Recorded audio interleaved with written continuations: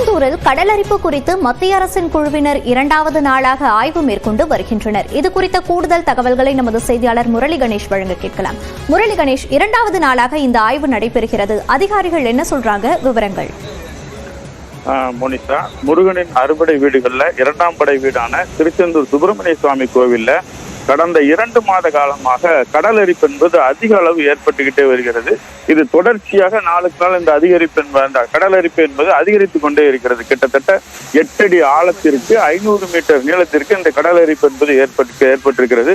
கோவிலில் சாமி தரிசனம் செய்துவிட்டு கடற்கரைக்குள்ள இறங்கும் பகுதியிலிருந்து கடற்கரை முடிவான ஐயா கோவில் பகுதி வரைக்கும் இந்த கடல் அரிப்பு என்பது ஏற்பட்டிருக்கிறது.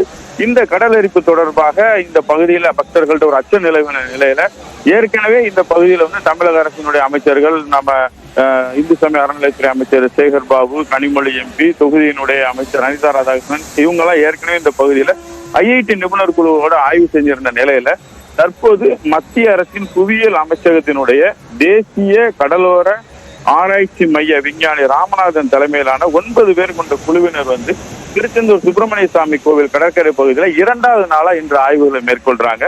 அதாவது நேற்று இந்த கடற்கரை பகுதி முழுவதும் எப்படி அரிக்கப்பட்டிருக்கிறது அப்படிங்கறத நேரில் பார்வையிட்டாங்க. இன்னைக்கு டாப் ஷாட், அதாவது உயர கடல் பகுதியில ட்ரோன் கேமரா மூலமாக கடல் அரிப்பு என்பது எவ்வாறு ஏற்பட்டிருக்கிறது, இதற்கான காரணம் என்ன என்பதை தெளிவாக காண்பதற்காக ட்ரோன் கேமரா மூலமாக படம் பிடிக்கக்கூடிய ஆய்வானது இந்த சிறிது நேரத்தில் தொடங்கி இருக்கிறது. அதற்கான ஏற்பாடுகள் ஆயத்தமாக இருக்கிறது.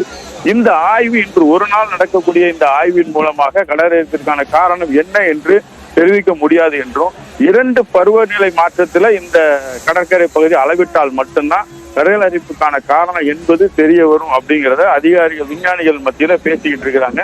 இன்னும் ஒரு சில நிமிடங்கள்ல 2வது நாளாக ட்ரோன் கேமரா மூலமாக கடற்கரை பகுதி முழுவதும் ஆய்வு செய்ய இருக்கிறாங்க. மோனிஷா, விவரங்களை பதிவு செய்தமைக்கு நன்றி முரளி கணேஷ்.